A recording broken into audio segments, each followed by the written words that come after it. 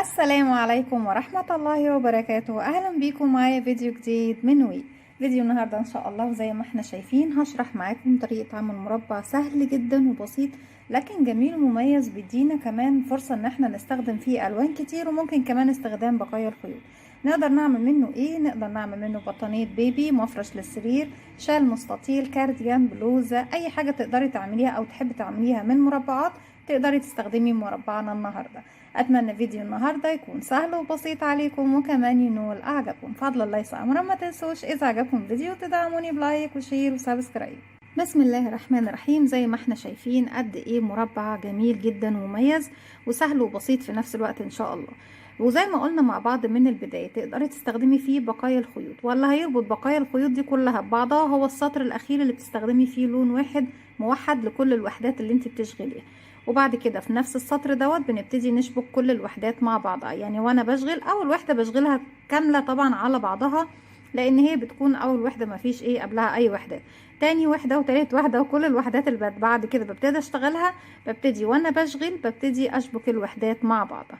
زي ما احنا شايفين بنستخدم فيها 3 غرز او نقول 4 غرز، باعتبار طبعا ان السلسلة بنعتبرها معانا غرزة، هي صحيح يعني حاجة بسيطة لكن احنا بردك بنعتبرها غرزة في الكروشيه. هستخدم غرزة السلسلة وغرزة الحشو وغرزة النصف عمود وغرزة العمود بلف. زي ما قلنا مع بعض بتستخدمي اكبر مجموعة او كم ممكن متاح عندك من بقايا الخيوط، بس على شرط واحد بس، ان تكون الخيوط كلها سمك واحد مع حجم ابرة واحد. هستخدم معاكم خيط متوسط السمك، ده بيكون سمك الخيط معانا، مع ابرة رقم 3.5 مليمتر. طيب يا رندا، شرط انك تستخدمي يعني خيط متوسط السمك مع ابرة 3.5 مليمتر؟ لا، تستخدمي اي نوع خيط انتي حباه، ومفيش اي مشكلة انك تستخدمي خيط رفيع، خيط سميك، اي نوع خيط انتي حباه تقدري تستخدميه. طبعا مع اختلاف انك اي حجم هتبتدي تستخدميه هيغير معاكي حجم المربع من مقاس لمقاس. لو بتستخدمي خيوط رفيعة هتديكي حجم صغير، المربع صغير. لو بتستخدمي خيوط متوسطة هيديكي حجم زي اللي معانا ده. لو بتستخدمي خيوط سميكة بيديكي حجم اكبر، وهكذا. بسم الله الرحمن الرحيم. في البداية بسيب مسافة بسيطة من الخيط والف الخيط حلقة على الهواء. بدخل داخل الحلقة، اسحب الخيط واخرج منها، بشد طرف خيط البداية، بقفل عقدة بداية. في البداية ببتدي اكون 6 سلسلة. لو حابة منتصف او مركز او سنتر الدائرة اللي هو في المنتصف ده يكون اصغر هتعمليهم 4، مفيش مشكلة. يكون عندك على الابرة حلقة، بسحب الخيط واخرج منها. بسم الله الرحمن الرحيم. كده سلسلة 2 3 4 5 6. زي ما قلنا مع بعض تقدري تصغري عدد السلاسل زي ما انت عاوزه. بسيب بقى ال5 سلاسل الاخيره واروح لاول سلسله اشتغلتها. بدخل في الحلقه الاماميه الفرونت لوب، اسحب الخيط واخرج منها من تحت الحلقه اللي عندي على الابره بغرزه منزلق سليب ستيتش. نبتدي في البدايه خالص. اول سطر بيكون عندي هو مش واضح معانا لكن هو موجود، بيكون كله بغرز الحشو. برتفع سلسله ارتفاع غرزه الحشو وابتدي اشتغل داخل الدائره 10 غرزه حشو. ازاي بشتغل غرزه الحشو؟ وهي طبعا سهله جدا بالنسبه للبنات المبتدئات. بيكون عندك على الابره حلقه، بدخل فراغي، اسحب الخيط واخرج. بس طبعا لازم يكون خيط البدايه معايا على الابره يا بنات. هسحب الخيط وهخرج معاكي كده حلقتين، اسحب الخيط واخرجي منه. 1 2 3 4 5. بصي خيط البداية معانا في الخلف. 6 7 8 9 10. اول سطرين بيكونوا بلون واحد يا بنات، تمام. هبتدي اروح لاول غرزة اشتغلتها، بدخل تحت الضلعين الامامي والخلفي وباخد معايا خيط البداية لو لسه مكملش، واسحب غرزة منزلق. بالشكل ده خلص معايا السطر الاول. طيب السطر التاني بيكون بغرزة النصف عمود، وتقدروا تستبدلوه بغرزة العمود بلفة لو حابين، مفيش اي مشكلة. هبتدي ارتفاع غرزة النصف عمود بيكون سلسلتين، بس انا مش عاوزة اول غرزة نصف عمود تكون عبارة عن مجموعة سلاسل، ما بحبش انا اشتغل شخصيا بالطريقة دي. افضل ان انا ارتفع سلسلة واحدة بس، ومش هعتبرها اي حاجة خالص، ولا هنقول ان هي سلسلة ارتفاع، ولا هنقول ان هي حتى معانا من العدد. يعني هي لا شيء، مجرد سنادة بتوصلني لارتفاع مقارب لغرزتي اللي انا هبتدي اشتغلها.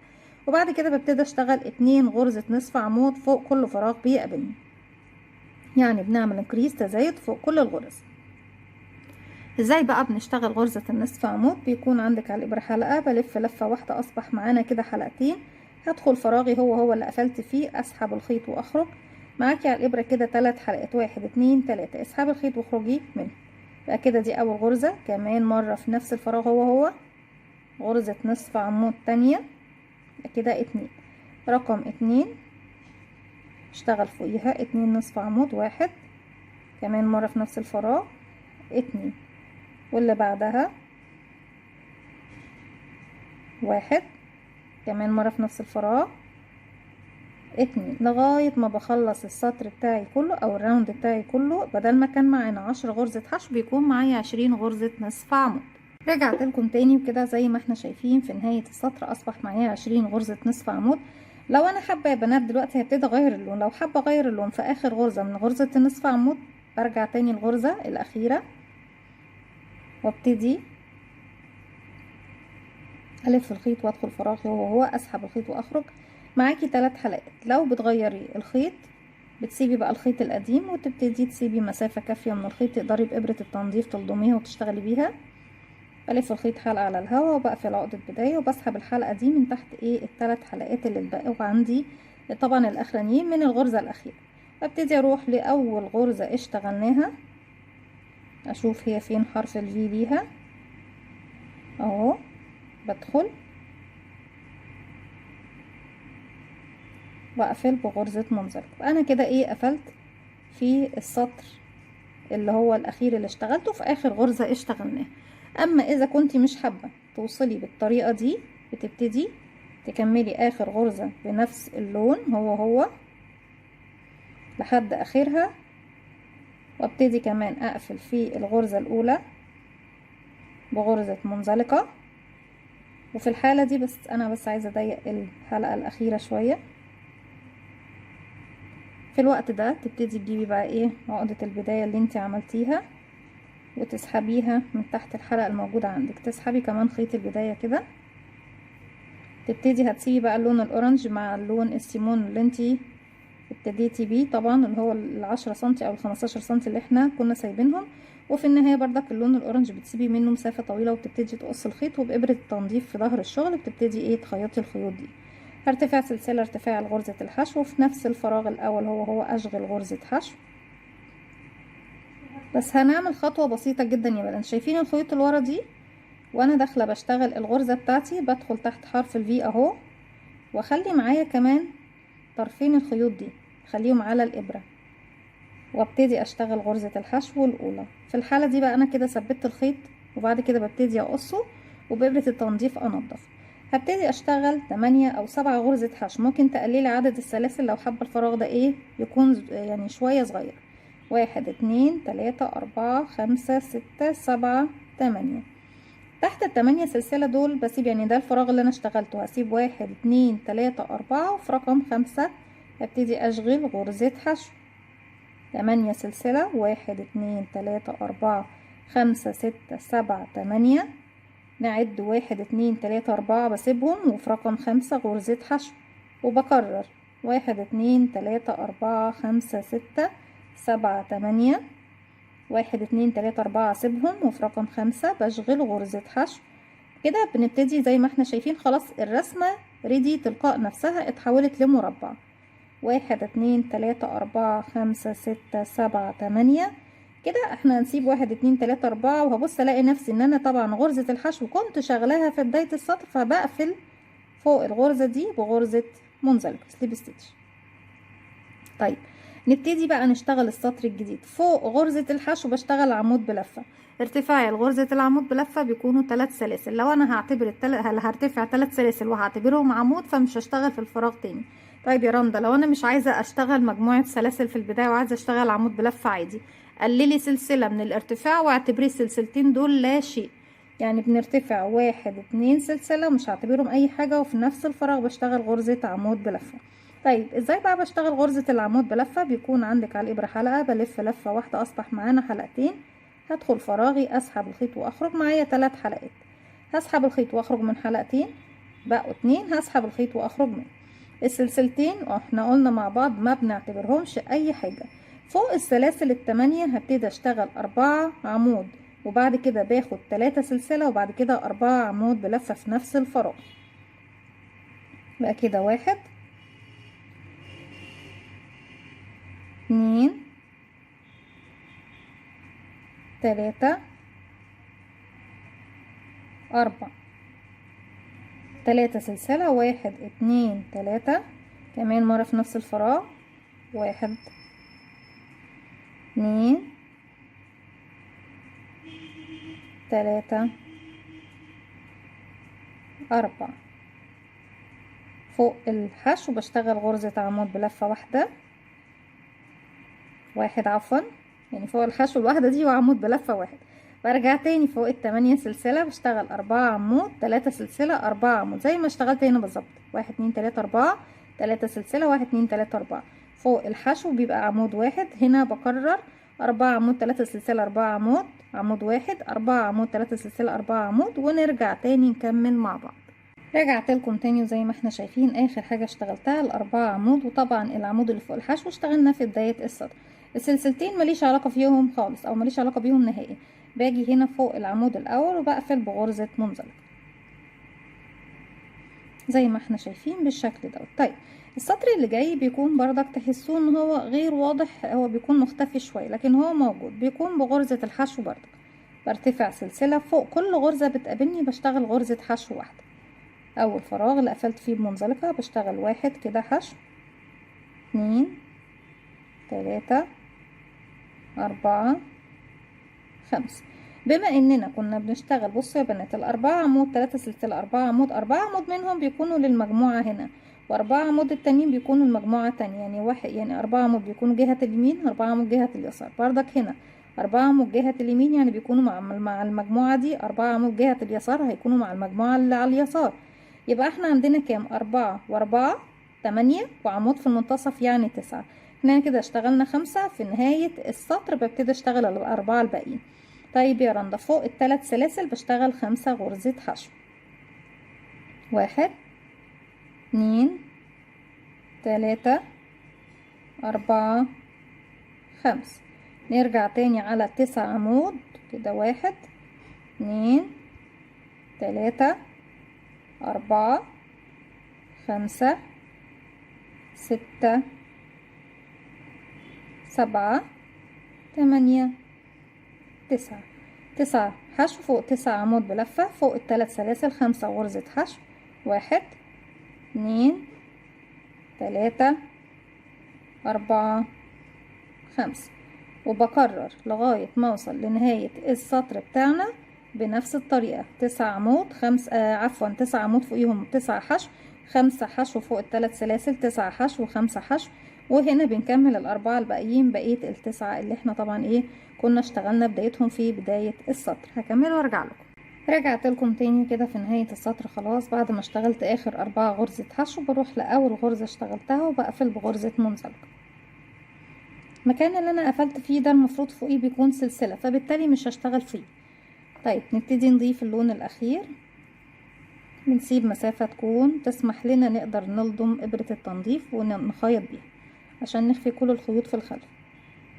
نقفل عقدة بداية ونسحب الحلقة الجديدة من تحت الحلقة اللي عندك على الابرة.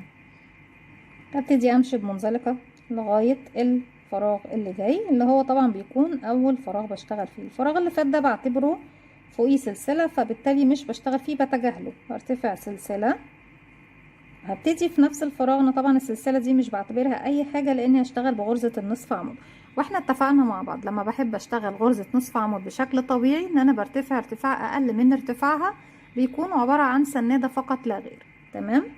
هبتدي اشتغل غرزة نصف عمود وهاخد سلسلة مسافة. تمام. هسيب تحت السلسلة فراغ والف الخيط على الابرة واروح للفراغ اللي بعده وغرزة نصف عمود. وزي ما احنا شايفين بنشتغل غرزة سلسلة غرزة سلسلة، وتحت السلسلة بسيب فراغ ايه ما بشتغلهوش. سلسلة بسيب تحتها فراغ واروح للفراغ اللي بعده نصف عمود سلسلة.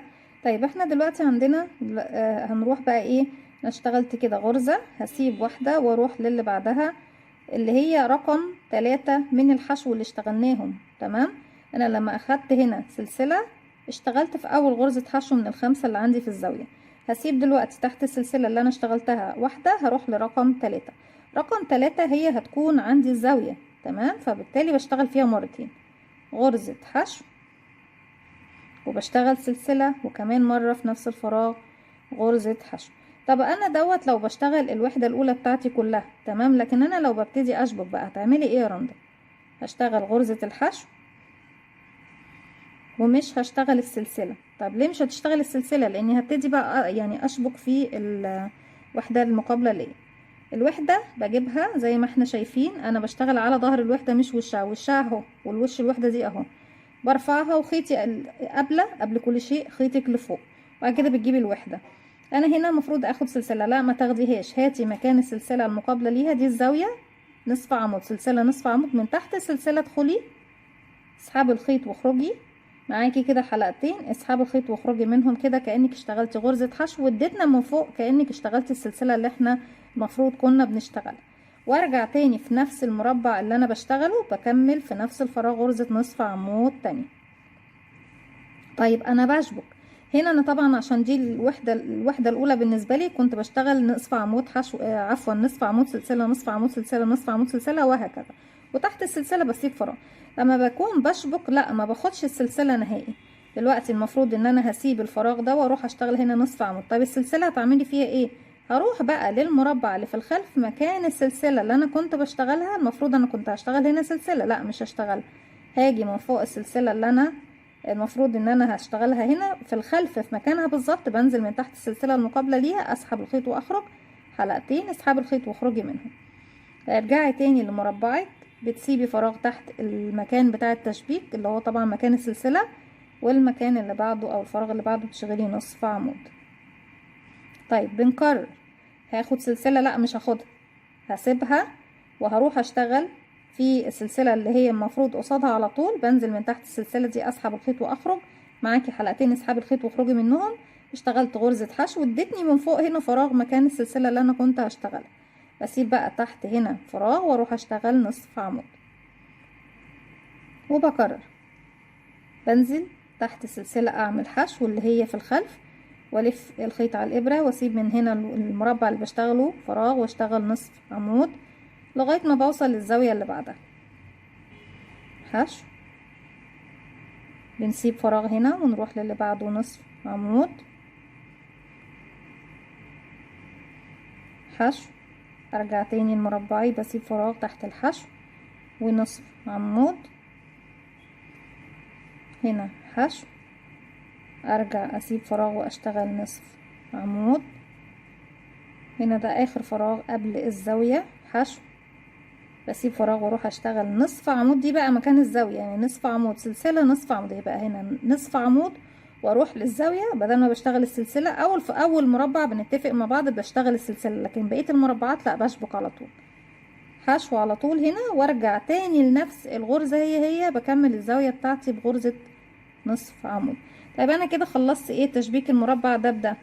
عندك مربعات تانية بقى الجهة التانية هتبتدي تشبكي بنفس الطريقة. ما عندكيش هنا بقى هاخد السلسلة، هسيب بقى تحتها فراغ ونصف عمود، سلسلة بنسيب تحتها فراغ واللي بعدها نصف عمود. ممكن تستبدلي غرز النصف عمود بغرزة الحشو، ممكن تستبدليها بغرزة العمود بلفة. سلسلة بنسيب فراغ وغرزة نصف عمود، سلسلة نصف عمود، طبعا بنسيب فراغ، سلسلة نصف عمود. هنا دي مفروض الزاوية، تالت غرزة حشو يبقى نصف عمود، سلسلة كمان مرة في نفس الفراغ نصف عمود، وبكرر بنفس الطريقة. بس طبعا عايزة اوريكم شكل التشبيك بتاعي بيكون ايه. بصوا طريقة جميلة جدا مميزة، والمربعات طبعا بتكون بتدينا نتيجة حلوة جدا ومميزة، لان كل الالوان بتكون مختلفة عن بعضها، الا اذا كنت حابة تشتغلي بمجموعة الوان انت حابة توفقيها مع بعضها، او انك تشتغلي بيها البطانية او المفرش او الشال او شنطة او اي حاجة انت حابة تكونيها من مربعات. زي ما احنا شايفين طريقة المربع سهلة، حتى كمان طريقة تشبيك المربع كمان مش صعبة. في بنات كتير هيسألوني يا رندا، طب انا مش بحب طريقة الكروشيه في التشبيك او بحس ان هي صعبة عليا، ممكن اعمل المربع وبعد كده بالخيط والابرة اشبكه؟ مفيش مشكلة خالص، تقدري تعملي كل المربعات مرة واحدة وبعد كده تبتدي تشبكي المربعات بتاعتك. بكده طبعا بكمل المربع بتاعي بنفس الطريقة لغاية ما اوصل للنهاية. في نهاية المربع فوق اول غرزة اشتغلتها بقفل بغرزة منزلقة، وبكده بكون وصلت معاكم لنهاية فكرة النهاردة او نهاية مربعنا النهاردة. اتمنى تكون سهلة وبسيطة عليكم وكمان تنول اعجابكم. فضلا ليس امرا، ما تنسوش بقى اذا عجبكم الفيديو تدعموني بلايك وشير وسبسكرايب، واستنوني في فيديو جديد من وي. تنسوش كمان تفعلوا زرار الجرس عشان يوصلكم مني كل جديد. السلام عليكم ورحمة الله وبركاته.